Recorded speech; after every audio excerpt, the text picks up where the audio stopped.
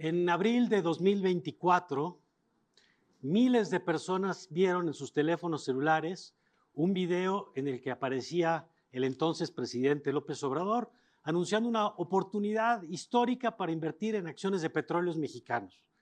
Claro que para sacar provecho de esa oportunidad había que depositar de inmediato en la cuenta que aparecía en el anuncio. Unos meses después, entre julio y agosto del mismo año, de 2024, miles de personas salieron a las calles de Reino Unido para protestar por el asesinato de 3 niñas que había ocurrido en un kinder en Gran Bretaña y que había provocado una movilización que se extendió durante múltiples jornadas y durante muchas ciudades del país. Un año después, ya en junio del 2025, una mujer del sur de Florida, se llama Sharon Brightwell, recibió una llamada en la que escuchó la voz de su hija, que le estaba contando que acababa de chocar y le comunicó con una persona que le dijo que para reparar el daño que acababa de provocar, tenía que depositarle dinero a una cuenta que le estaba indicando en ese momento. Las 3 historias que les acabo de platicar son reales. La gente sí vio el video de López Obrador, la gente sí salió a las calles porque en efecto murieron esas 3 niñas y Sharon sí escuchó la voz de su hija. Pero en las 3 historias hay elementos falsos, porque resulta que no era López Obrador, era un video generado sobre López Obrador con inteligencia artificial. El crimen se había ocurrido, pero el responsable del crimen no era un migrante, era una persona que había nacido en esa localidad, así que las protestas contra la migración en realidad no tenían razón de ser. Y si bien Sharon sí escuchó la voz de su hija, lo que escuchó fue la voz clonada de su hija. Y en realidad su hija se encontraba perfectamente sana y no había tenido ningún choque. Estos 3 casos que les acabo de contar son ejemplos del fenómeno que estamos viviendo. Uno en el que es más fácil producir contenido como nunca antes. En el que es más fácil producir contenido, además, indistinguible lo verdadero de lo falso. Esas 4 personas que aparecen ahí, por ejemplo, no existen. Yo las saqué de un sitio que se llama Esta persona no existe, que ya te da una pista. Y que tú le puedes poner la edad y la nacionalidad y te genera una imagen exactamente como tú la quieras. Y además es un momento donde no solamente puedes producir información falsa, sino que detrás de cada una de estas historias hay una agenda detrás. Hay alguien que busca ganar algún tipo de beneficio económico o político con la desinformación que está provocando. Habrá quien piense, ahora que estamos platicando de esto, que el tema de la desinformación pues no es del todo nuevo, decir que hay mentiras o que hay manipulación o que hay políticos que mienten, pues nada más falta que diga que invente el agua tibia, ¿no? Estos temas han existido desde siempre y han acompañado a la humanidad y tienen razón. Si nosotros revisamos, por ejemplo, este tema de la desinformación, encontramos que desde los tiempos de Stalin, en la Unión Soviética, ya desde entonces se modificaban las fotografías de aquellos tiempos para borrar aquellos personajes que aparecían en fotos con Stalin y que habían caído en desgracia. Y todavía no existía Photoshop, pero ya se cortaba, se recortaba, se cambiaba para ajustar la evidencia con la versión oficial de los hechos, como después contara George Orwell en 1984 con el Ministerio de la Verdad. Bueno, pues así se hacía en la Unión Soviética de Stalin. Si nos vamos incluso un siglo todavía para atrás, en el siglo XVIII, en tiempos de Benjamin Franklin, el político inventor estadounidense, él tenía un medio de comunicación, un almanaque, en el que publicó en una de sus ediciones que uno de sus competidores se había muerto. El competidor, por cierto, poco solidario, se negó a morirse, pero eso no impidió que él publicara la esquela de su competidor muerto. Se trataba, muy siglo XVIII, pero se trataba de lo que hoy llamaríamos una fake news, una noticia generada para sacar algún tipo de ventaja comercial. Incluso si nos vamos todavía hacia atrás, hasta el siglo XVI, encontramos, esto no,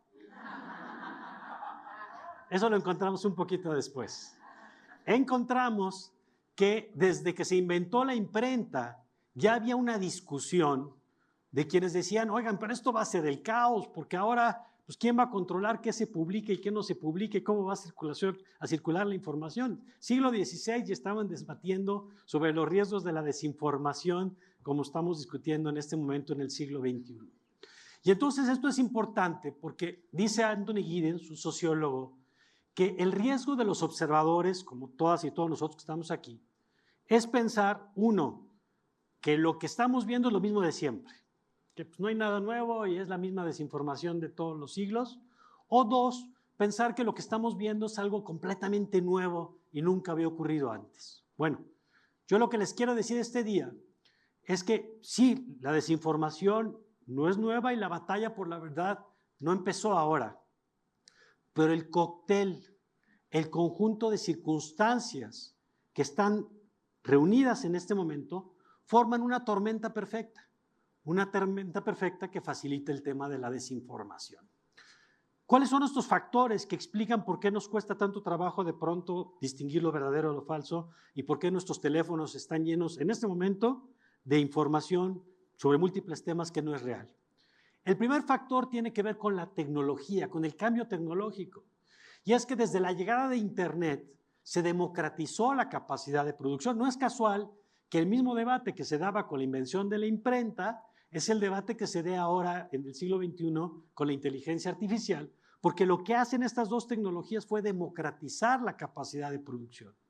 Nunca, como ahora, nunca en la historia de la humanidad había sido tan fácil producir contenido como ahora, contenido como este, que aunque no lo crean, esto no ha ocurrido. Espero no romperle la ilusión a nadie, pero esto es inteligencia artificial. Y se explica porque hoy se puede producir este tipo de materiales que se combinan con un factor adicional, que es la manera en que consumimos la información. Hace poco alguien me decía que los simpatizantes de MAGA, por ejemplo, no se enteran de todas las noticias negativas de Donald Trump. No existe eso para ellos. Y es que cada una y cada uno de nosotros está encerrado en su propio silo de información, donde el algoritmo te muestra aquello que tú quieres ver, aquello que a ti te gusta, aquello que te retenga la mayor cantidad de tiempo posible frente a la pantalla de tu teléfono celular.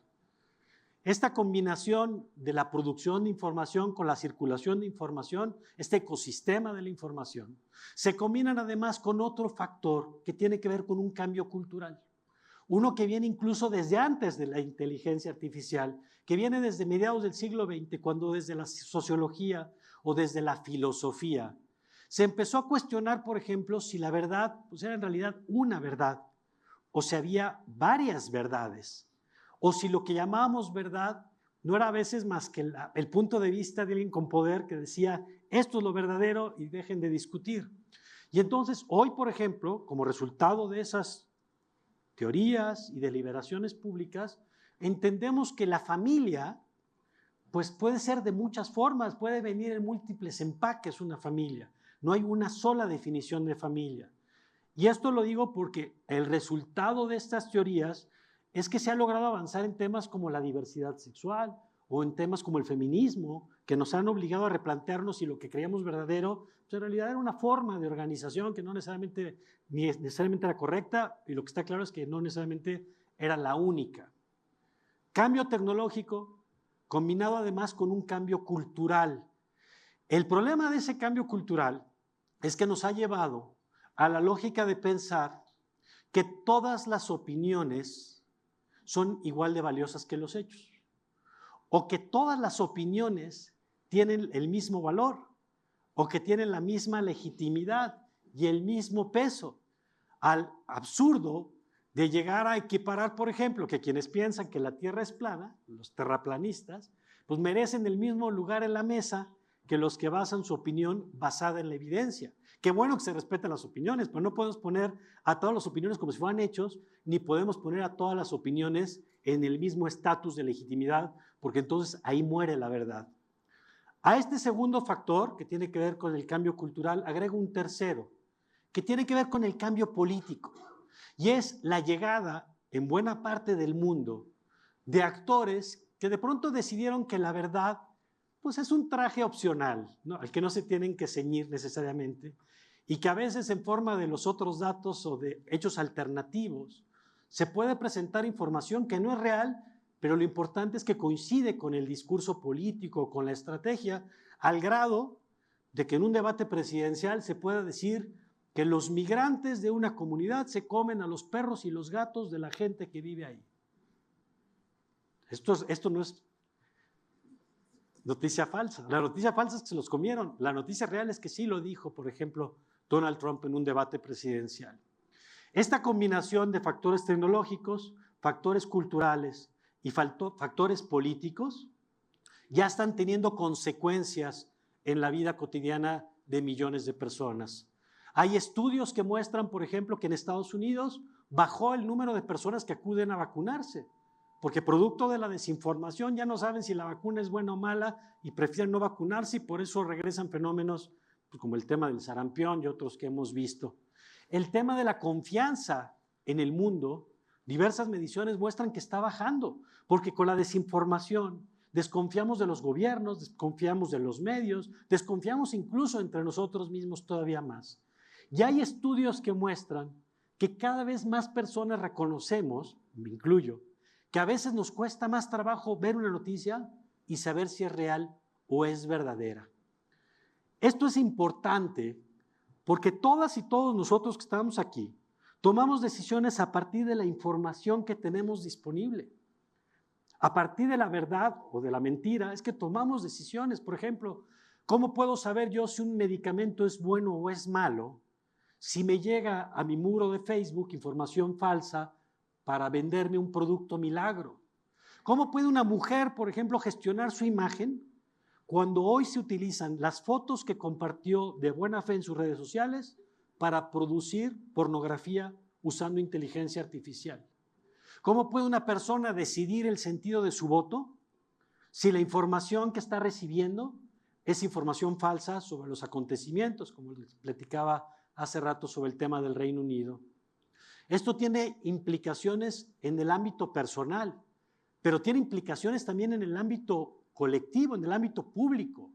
En Estados Unidos, por ejemplo, están creciendo los casos de fraude por suplantación de identidad, porque la foto o el video o la voz suplantan un ejecutivo, y este es un tema que hoy es motivo de preocupación, por ejemplo, para el FBI.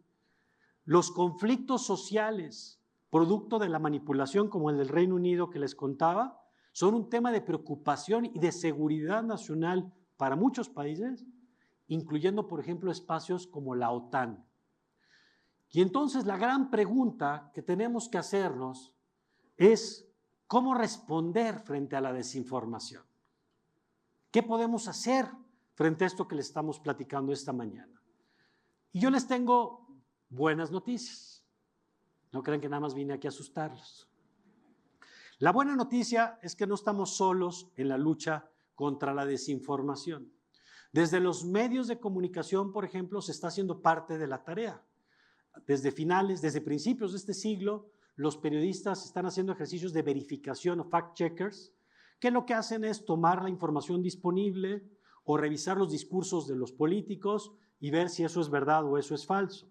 Y además cada vez lo hacen más accesible, hay sitios web, hay chats a los que les puedes consultar si esta nota es verdadera o es falsa, hay podcasts, cada vez es más amigable el ejercicio de los periodistas que, digamos, están haciendo su parte en esta historia.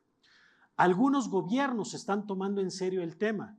Dinamarca, por ejemplo, trae una cruzada contra los deepfakes o videos falsos. Incluso en Estados Unidos se acaba de legislar para castigar la pornografía generada con inteligencia artificial, como la que mencionaba yo hace unos momentos. Las propias empresas de tecnología están haciendo, creo que con limitaciones, pero su parte. Por ejemplo, algunas ya obligan a que si tú produces contenido con inteligencia artificial, tenga que aparecer un sello de agua que le permita a la gente saber si eso es real o verdadero, o hay empresas que se han dedicado a desarrollar software que te permite decir, esta foto que dicen que ocurrió en Irán, ¿de veras pasó en Irán? Y te ayuda a ubicar si a lo mejor la foto se originó en otro contexto. Así que la tecnología, la política, la alfabetización digital, está más o menos haciendo su parte. Esa es la parte buena de la historia. Hay buenas noticias. Pero ustedes saben que a veces a las buenas noticias se les pegan las malas noticias. Y aquí la mala noticia es que si bien hay cada vez más recursos, la verdad es que no terminamos de utilizarlos. No los utilizamos primero porque estamos en la velocidad de la inmediatez. Y entonces ves una historia en tu teléfono en TikTok y tan pronto la ves la que sigue y no te detienes a pensar. Y es cierto que a lo mejor todos nosotros sabemos que tendríamos que ser más críticos, pero cuesta trabajo. Cuesta trabajo por varias razones. Cuesta trabajo porque cuando tú ves, por ejemplo, una noticia sobre la muerte de una niña, te vuelves más emocional y no te vuelves racional. Sabemos, por ejemplo, que con 3 segundos de su voz la pueden clonar. 3 segundos.